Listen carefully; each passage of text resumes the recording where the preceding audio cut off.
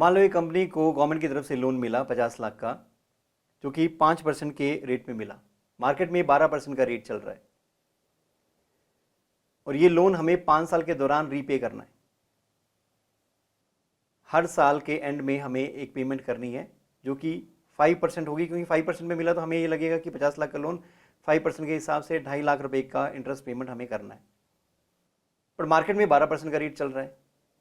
तो हम ये जानने की कोशिश करेंगे कि आज की कीमतों में लोन कितना है। हम 50 लाख रीपे करेंगे 5 साल बाद, 2.5 लाख पे करेंगे 1 साल के बाद, 2 साल के बाद, 3 साल के बाद, 4 साल के बाद और 5 साल के बाद। ये सारी पेमेंट्स हम 5 साल के दौरान करेंगे। इनका 12% के रेट के हिसाब से आज प्रेजेंट वैल्यू क्या होना चाहिए? तो 12% के रेट के हिसाब से आज इनका प्रेजेंट वैल्यू आना चाहिए 37,38,328। हमें लोन मिला 50 लाख का, पर आज की कीमतों में अगले 5 साल में जो हम पेमेंट करेंगे वो सिर्फ 37,38,328 की पेमेंट करेंगे। इसका मतलब जो डिफरेंस है वो हमें ग्रांट मिला। डिफरेंस कितना है? तो जनरल एंट्री क्या होगी? आप अपने बैंक अकाउंट में 50 लाख दिखाएंगे, पर इस डिफरेंस को, जो डिफरेंस है 12,61,672 रुपये, 12,61,672 आप डेफर्ड इनकम में दिखाएंगे, अपनी लायबिलिटी के क्रेडिट साइड में दिखाएंगे, और बाकी अमाउंट आप लोन दिखाएंगे कि 37,38,328 का लोन मिला है।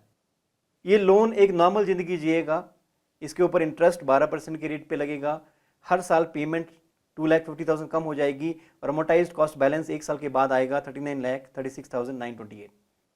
वही सेकंड ईयर का ओपनिंग बैलेंस हो जाएगा, इसके ऊपर फिर इंटरेस्ट 12% के रेट पे लगेगा, फिर एक पेमेंट होगी 2,50,000 की। ऐसे करते करते 5 साल के दौरान ये लोन सेट ऑफ हो जाएगा।